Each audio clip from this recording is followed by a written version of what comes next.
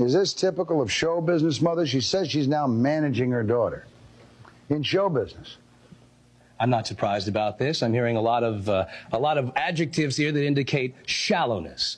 I'm hearing that charm is important. I'm hearing telling is important. It seems to me that the only values you're teaching your kid are that being beautiful is the most important thing, making money and being charming is important.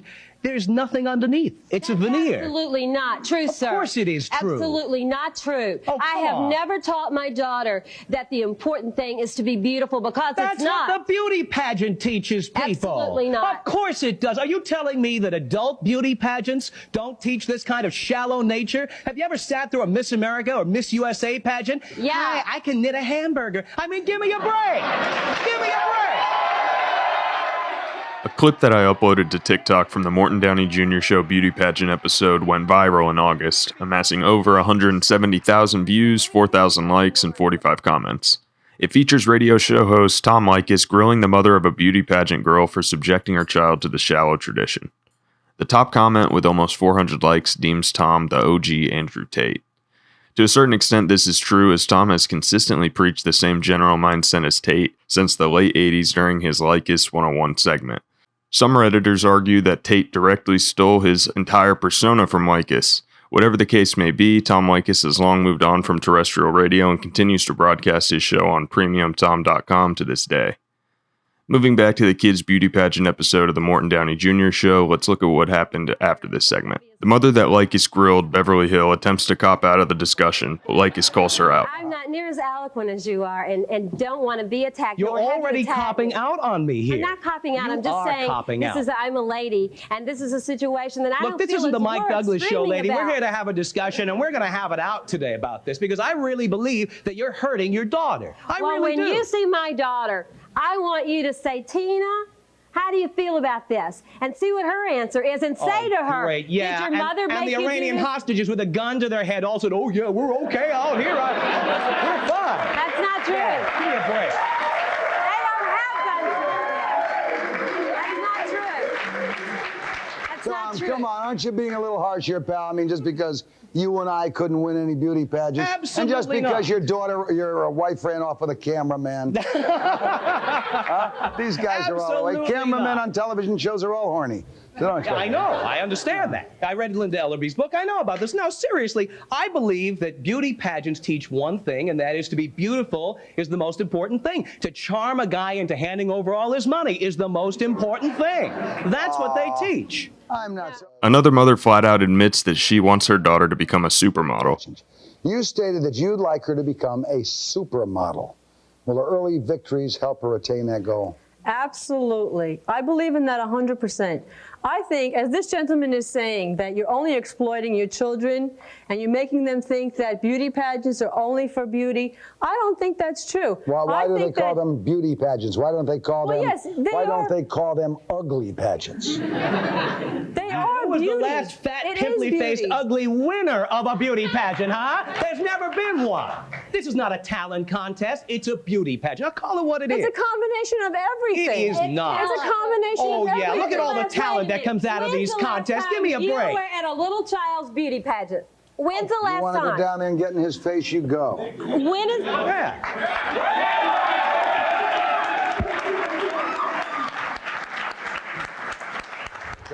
I promised my husband I wasn't going to get mad. Oh, really? But I'm mad because wait a minute, my little girl has learned so many things from the beauty pageant. No, wait, let me finish, sir, Haven't please. said a word yet. I know, and please let me. Go ahead. Because this is something that I dearly love to talk about because my daughter has only had good things happen through the pageant. Like what? Now, okay, let me tell you, my daughter's going to come out of here and sing for you.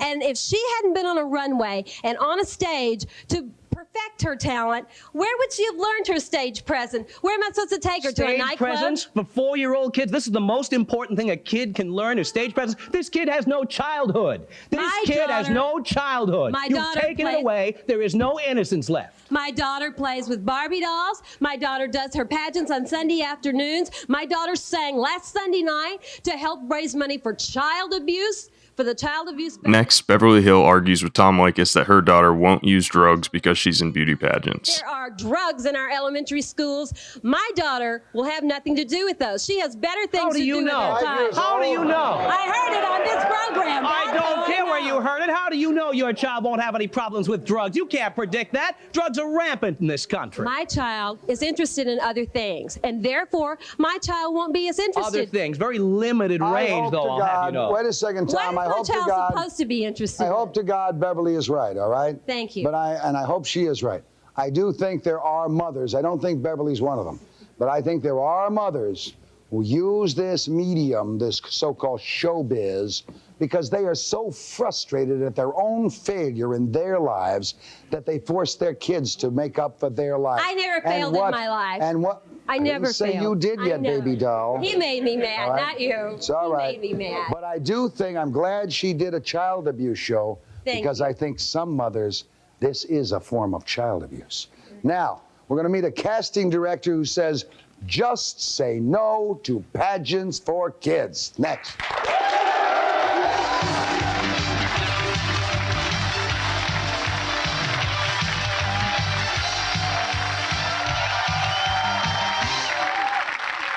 The show breaks for commercial, and when we return, Beverly Hill is crying over her confrontation with Leykis. The accusation has been made against this mother that maybe she is living her life through the talent of her daughter. But I'm sick of it. I'm absolutely sick of it. I've had it from every person in the media, which, excuse me, but that's where you come from. And if you want to further your career by being on the Morton Downey Show, fine. But I'm here because What are you doing here? I am not here. What are you doing here? Give me a break. Are you This here to is do a not- public service or something? You're here Excuse to further me. your career and your daughter's career, so don't come out with any highfalutin Standing accusations on the against Morton me. Downey Show or sitting in this chair because I don't have the strength to stand right now is not helping my daughter's career, okay? Oh, no? It is not, no, sir, it's not helping. Well, you're not going to bring her out here tonight, are you? My daughter, Yes, we are. we're going to bring her out. She's going to sing. You want her to sing? Oh, you're doing this as a public service, of course. She continues to grow more emotional, exclaiming that first of all, she is a mother.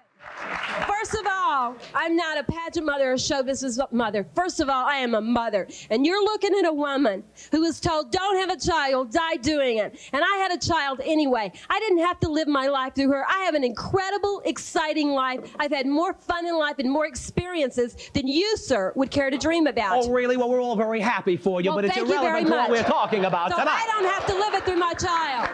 Tom, let me ask you, Tom, you got any kids of your own? No.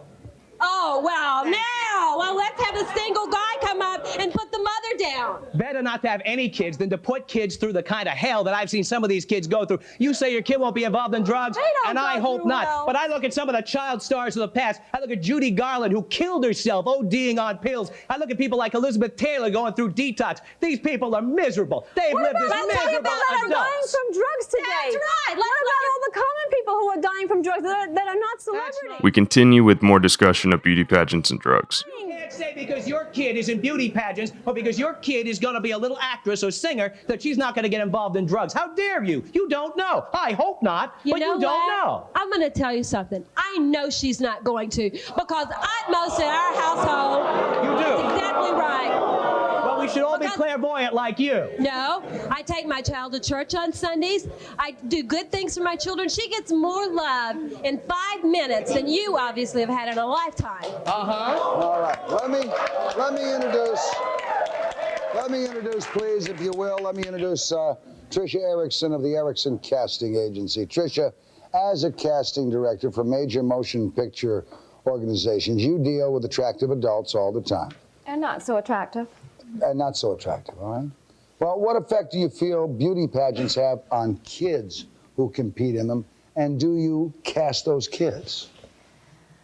First of all, I do not want to participate in hurting anyone's feelings. I have a lot of compassion. Very sweet. And I think that this lady, come on, I think that this lady really believes in what she is doing. I do And too. everyone has the right to their own opinions, all right? And I she do too. I really think believes that she's she's doing the what best she thing. thinks is best for her kid. All right. I think there are a lot of parents out there that are doing this that really believe fully that they're doing what is best for their child. Do you think there are a lot out there, too, who also are doing it to they're please naive. themselves? What I'm saying is they're naive. I don't care whether it's to please themselves or not, or this or that. They're naive if they think that their daughters or their sons are going to get anywhere professionally in this business. Now, what I think, the reason why I think they do this is because of the exposure and to get their child out so that maybe a casting director or a talent agent will discover them and put them And a maybe certain in a amount of movie. competitiveness. Next, a casting manager says that she doesn't typically cast pageant girls because they're stiff and plastic like dolls. All the good things in life. But I personally have never hired a child out of a pageant for a commercial or for a major motion picture. They are too stiff. They're like Barbie dolls. They're like They're always dressed like Barbie dolls. they're like Stepford wives' children. They are programmed. They are programmed. Well, on the other side of the coin, though, Tricia, Toby Gibson is with us tonight. Right. Toby, you're president of Young Talent.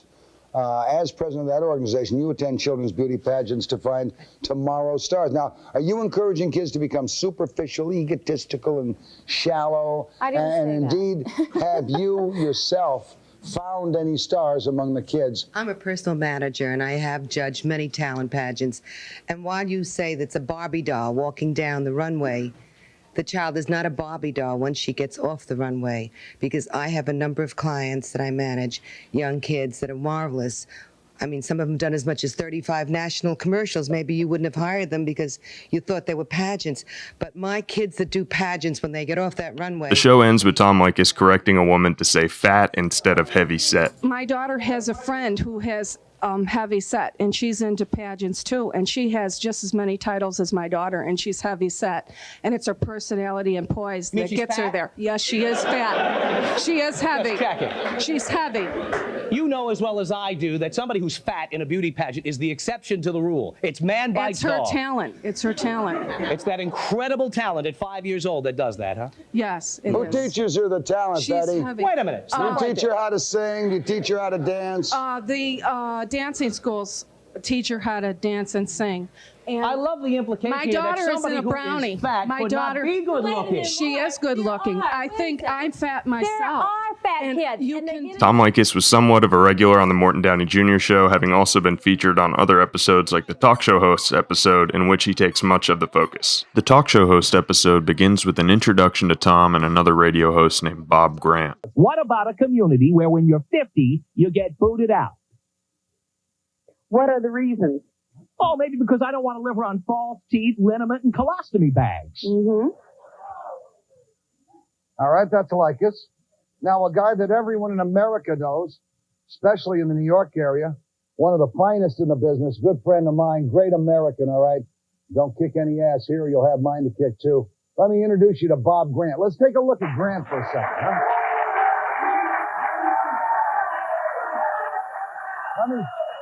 Let me see Bob Grant at work. Let me see Bob Grant at work. Huh? All right, let me have some audio. Come on. Come on, because folks. you're Let's a see Grant. certified wimp, Ralph. I was just telling the truth. In the past, you have abused me. Yes, I have, and I will again because you annoy me. Also, I would like to say that tomorrow, when all of you Now, Bob, all right, let me ask you a question. You're another darling of the feminists with your views on women's place in the home. If you had your choice, where would you like to see women? Besides your bedroom. Where would I like to see? I like to see women where they were back in the good old days of the 1950s. That's where I'd like to see them. Well, isn't that kind of turning back the clock a little bit, though? Well, no, I don't think we're turning back the clock. I think what we would do would be to improve what we have today. I'm being a little facetious when I say back to 1950. I think it's gotten out of hand. It's gotten carried away. Where is it written that for every anchor man there has to be an anchor woman? Would you show me where it's written? It's not, but if they're talented and they're good, no reason why they shouldn't. I mean, look at our Jennifer Bloppy here. I mean, I think she's good and great, not too bad to look Well, at. I don't want to sidetrack the issue on talking about that, but what bothers me is when people are going to hire someone and they say, "Ooh, I know this guy is qualified. I know he'd be ideal for the job, but we got to get a woman." Who says we got to get a woman? Look, Tom, while we're on women here for just a second, how about women in combat? Next, Tom Leykis says women should have to register for the draft. In an M16, have you? Oh, no problem at all. As a matter of fact, it's sexist to expect men when they turn 18 to have to go register for the draft while women sit home and take no risk and take no part in defending this country, period. You don't think women take a part in defending the country just because they're sitting home? Absolutely not.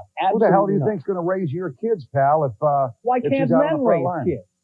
Well, because men usually Let's get start the real here. wars. Why can't men raise Men kids? usually start the wars. And why women like be you out? to get Why them should going. women be out on the battlefield? Huh?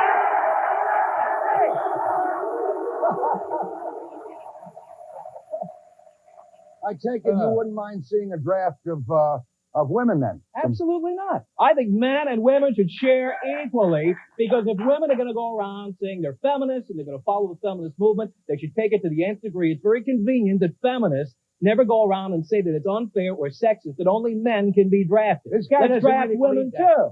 This guy doesn't really believe that. As dumb as he looks, he's not that dumb. I absolutely do believe that. He doesn't really believe He goes on to say that women without children are prostitutes. What do you think of women who stay home with their husband? with no children. No children. Let's get real about this. No Only children. people with no children. No children. What do you think of them? I think that women who stay home and have their husbands taking care of them are prostitutes. Let me tell you something. And because I don't want to offend the sensibilities of the audience in Schenectady, which says my show is a little bit too obscene. If my wife were here right now, bleep this, will you? She'd kick the out of you. Well, I think you're a pimp. You are a pimp. Case closed.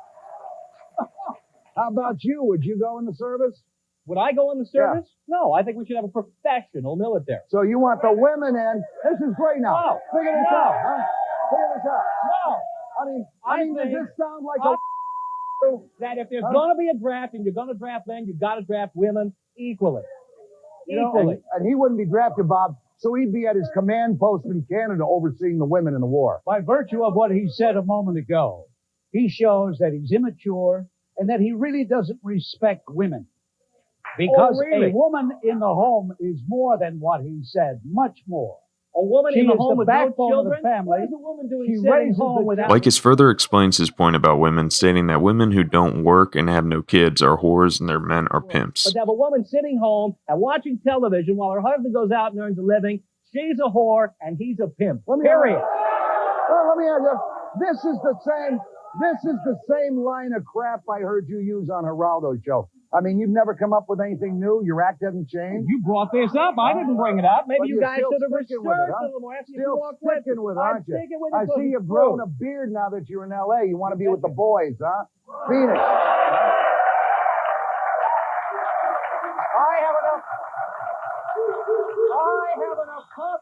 I have enough confidence in my manhood that I'm going to stand here and let you do that and let you show yourself for what you are, which is nothing but a name caller. That's all you are. The people here know it. You got these people barking like dogs out here. All right. And you are the perfect MC for this. You are doing this. Here's your partner. You love it, right? I know you love it. We'll be back in just a second to talk more to this dog.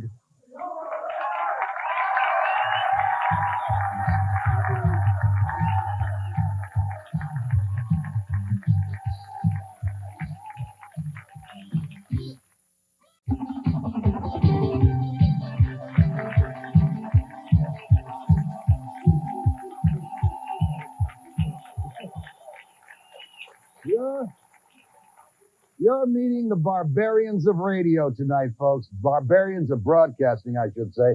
Some of them great, some of them not too great. Tom, while we're on women, well, I'm not going to ask that question because I doubt that you ever have been. Right?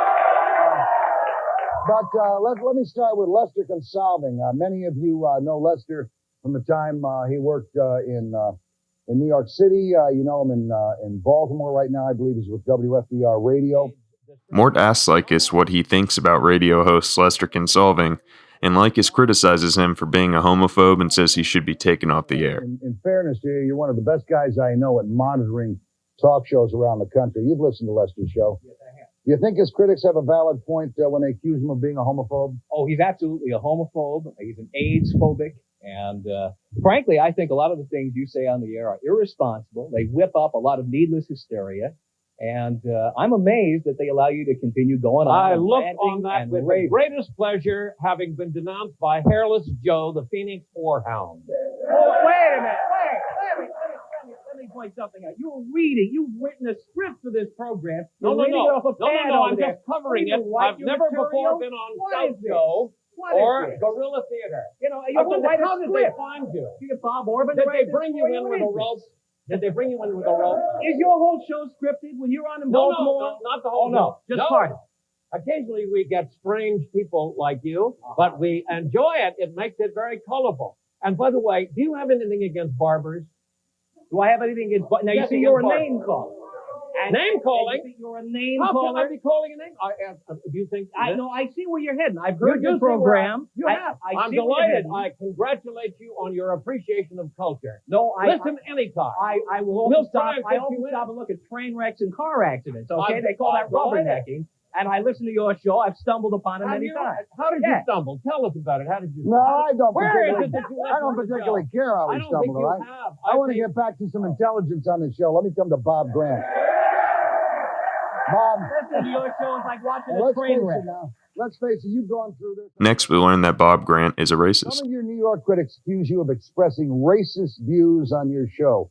Why would someone come to that conclusion? Usually the person who accuses me of being a racist is himself a racist. For example, just today, I got a call. I won't even tell you the pigmentation of the caller, but it was quite obvious. And Why was it obvious? Well, he's got a very... You sound Oriental? Oh, he's not a racist. You know, how can you tell on the phone? I was going to say, for the first time in my life, I would agree with Bob Grant. That's horrifying. I don't know what that means the first time, but anyway. Right. But how did you tell a person's race? Well, the guy was black. The guy was How do black you know? Because he told me You can tell a person's race by the way it comes out on the phone? The guy told me he was black. Oh, he told you was. That's good. Now we got that. There's a guy practicing to be a prosecuting attorney. Hey, did you ask me a question? Yeah, I did, Bob. I can understand coming up. I can understand coming up from Baltimore how you try to make the most out of your appearance here. Baltimore is I thought the home of. Baltimore is the home of H.L. Mencken, Buster, who could leave you in the shade. Unfortunately, it's also the home of Barbara Monkulski, who a few years ago could stand next to you and leave you in the shade. Oh, but I disagree with Barbara most of the time, but I do think that I would never ridicule her height. I really wouldn't. Was I ridiculing her height? Yes, I think so. I said could stand next to you and leave you in the shade. All right. I think I was describing her girth. I retract. Gotta listen on television. Absolutely. It's not like it's radio. Fast. It's fast. Not like radio, babe. Tom Leykis. Radio. Wait a minute. Radio I is traveled the senior. 3,000 miles for this. What is Radio. Let me come back to time. Is the senior electronic medium where active Americans can do dozens of things while they listen instead of sitting paralyzed in front of a tube of the vast wasteland. And so was Plato, and he's dead too, like you. All right. Hey, Bert Plummer! Let me come back. Thought he's in the history. He's in the history. Do you know you look like a fat Walter Mondale? Thank you very much. Tell me, look at him. There's more of me to love. Am I right? Look around at the audience. Look around and smile. I will. I mean, is that a fat Walter Mondale or not? I thought we got rid of you 4 years ago. There's more of me to love, and you are the man with 10,000 teeth. So let's proceed with the libretto. Right. The bigger to bite your necklacer. Tom, page 2 on that. Hectic schedule has allowed you to listen to probably, I guess, all of your competitors' shows. I don't know if you're looking for fresh material or what. Have you noticed any racist tendencies in Mr. Grant's programs? Well, I'm a native New Yorker now living on the other side of the country. You know, I never got a chance to answer the question because this amateur night...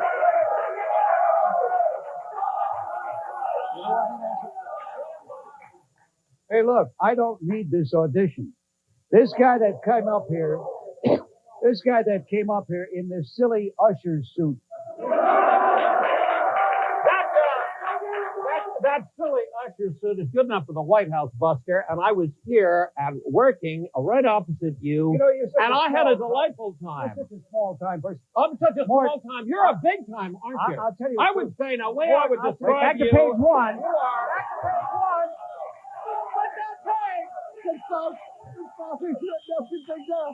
This is why Mondale lost. He had to read everything. No. Let me. No. Freedom now. This gentleman is a professional anger artist, a melodrama actor who hams it up. If you think it's genuine, you have been fooled. Okay. They can do anything on New York radio. I was going to say. After Mort snatches his notepad, Lester Consolving attacks him and gets pulled off stage by security. This is the same thing as this whole thing is turning it off.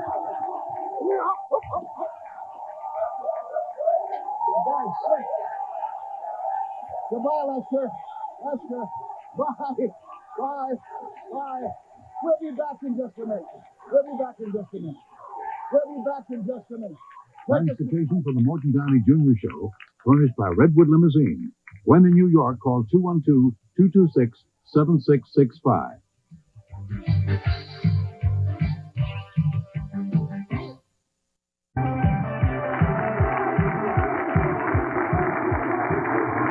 All right.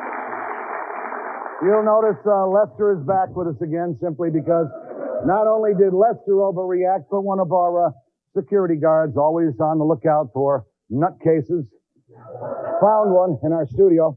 Let me introduce to you the real father of controversial talk on television, all right? His name is Alan Burke. Next, we're introduced to Alan Burke, the pioneer of controversial talk shows.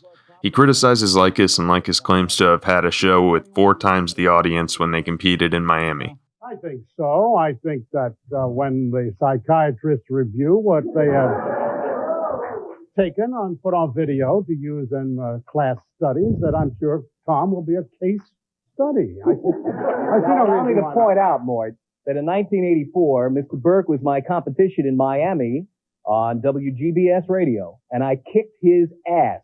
I just wanted to point that out. Could that have been because WGBS's signal went out to the fishing fleet? Our signal was no bargain either, but we had 4 times the audience, so what can I say? Well, I'd say, as for humility, you're top. Well, thank you. At least I don't go tackling people when I appear on a television program. I didn't tackle. No, this very nice guy tackled me. I didn't tackle him. Tom, were you just born obnoxious, or were you trying to copy Alan Burke? No, I was not trying to copy Alan Burke. I've You been were obnoxious born obnoxious. since birth, yes. And now they pay me to do it. Listen, I don't want to change the temper of this entire program at all. I mean, we did a show a couple of years ago with Oprah Winfrey. Do you remember? Yes, that was remember? it. And I might add on some that nutcake show got up and poured soap over Jerry Williams. Every time I show up with you, somebody gets something thrown all over their head. Well, this time it happened to me. I would like to point out that I think Consolving, is your pacemaker all right? No, I was following the example of the New Jersey Giants. Well, it's called the New York Giants. I'm Well, having a Potts terrible doesn't time think here. so. I'm having a terrible time, and I must tell you why. All right. I've known Bob Grant for many, many years. When I was doing the television and Bob would go on vacation, I would sub on his radio show. So I consider him a real pro. I must admit something, and don't take it personal. I never heard of the Oath in the Red Jacket. Who is he? Lester Consolving is the guy who went head-to-head with Bob Grant here. And what in happened New to York. him? I don't know. How'd he do against you, Bob? You remember the phrase this guy used about kicking ass? That's why he's acting the way he is. This is a very disturbed man right here. Had I known he was going to be here, I don't think I would have come. This is a Grant, disturbed I man. tell you what, why don't you just tell the truth for a change? It would be a distinctive addition to your show. How unimportant That this guy is absolute Tell me, garbage. Bob. I've never been head to This head guy with you is- because I would kick your derriere. I like to This try to guy bring is some so- taste to this. This guy is I so... could have kicked. Oh yes, I did. Guy who pours water on you, wrestles with a guard, and incidentally, while they were on the ground, I saw him try to kiss him. He wants to bring taste.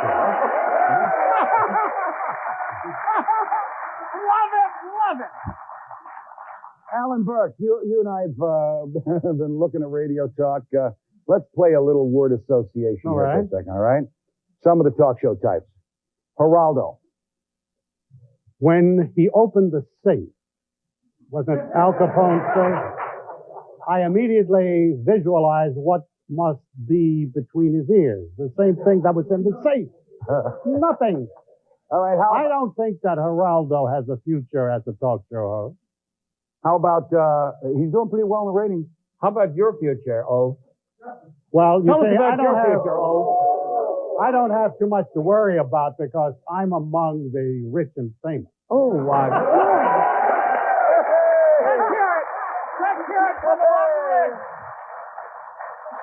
I also Down in might the add, poverty section, I also might add, he taught his kids something. He's got a kid who works on Wise Guys, which is a pretty damn good show. Let me brag and say that my eldest child is indeed the supervising producer and writer of Wise Guy for CBS. All right, let me ask you a question now. We're name association. Geraldo, we did Oprah.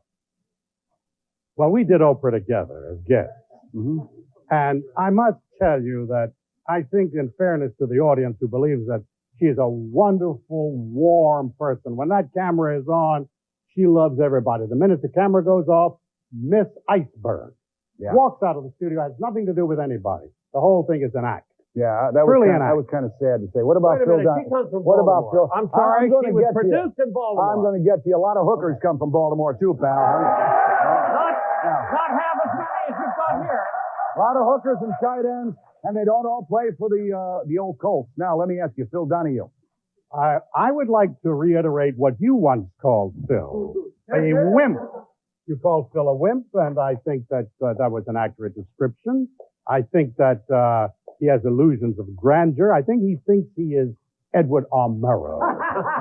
I really do. No, I think Phil does a very credible job for a bunch of ladies in the morning. But I think if you put Phil on every night with gutsy subjects like you choose, then you would have a real problem keeping him up in the numbers. Lester? Wait a minute. Journalism professor Alan Wolper says Mort is an insult to journalism. I think you called it insult journalism. I mean, aren't you sorry that you did that now? Don't you see what a nice guy I really am? I didn't say insult journalism. I said it was an insult to journalism. There's a difference. Oh, an insult to journalism.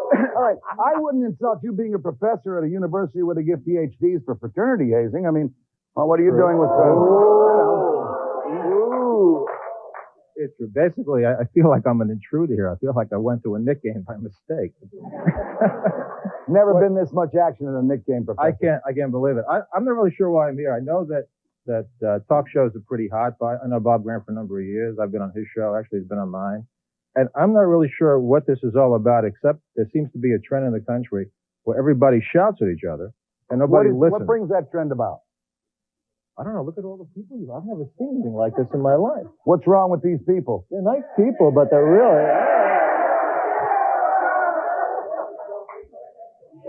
Can you honestly tell me that there is anything wrong with this young lady? Can you honestly tell me? Thank you, Mr. Downey.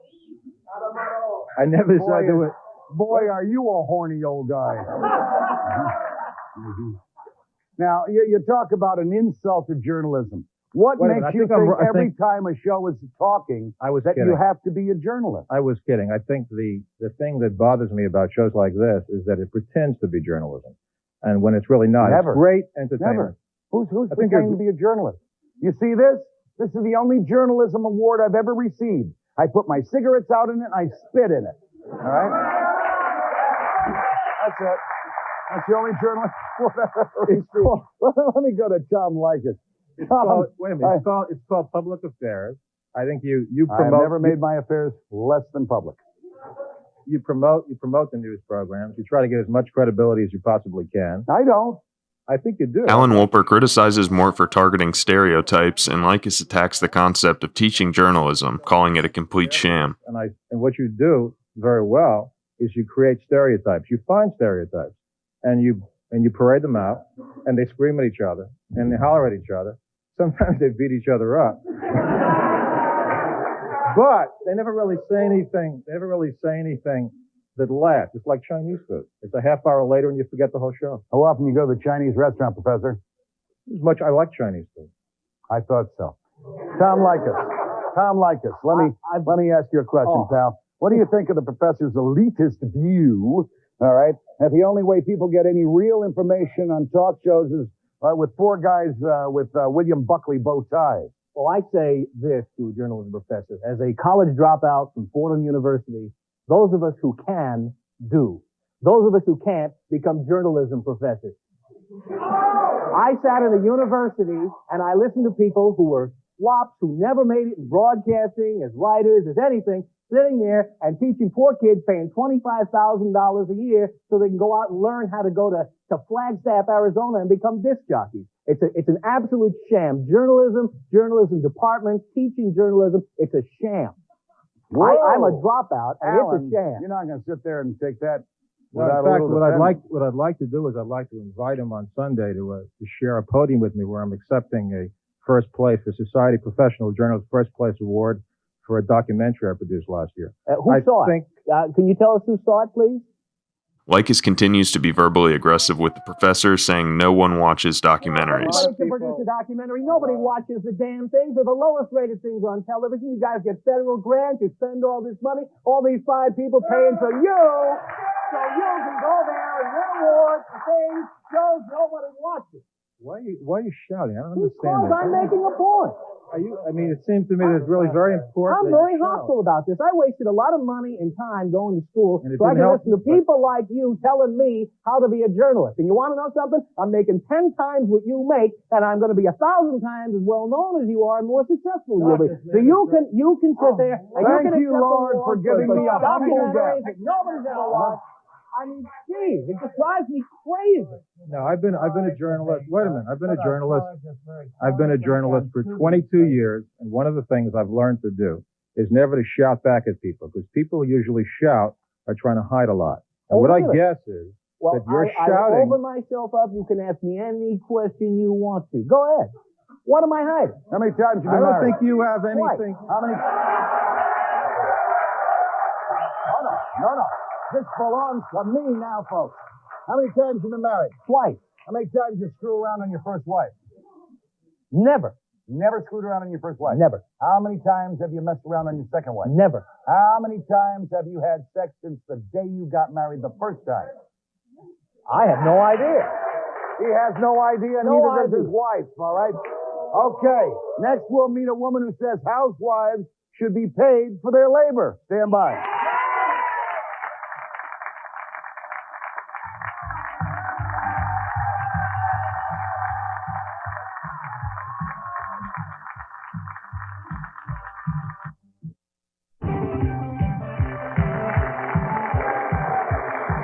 After Mort asked Leykis about his previous marriages and infidelity, Leykis asked Mort the same questions in return. Go ahead. How many times have you been married?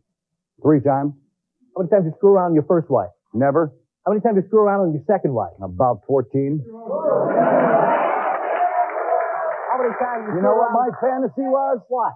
To get through the Playboy calendar from January through December. How far did you go?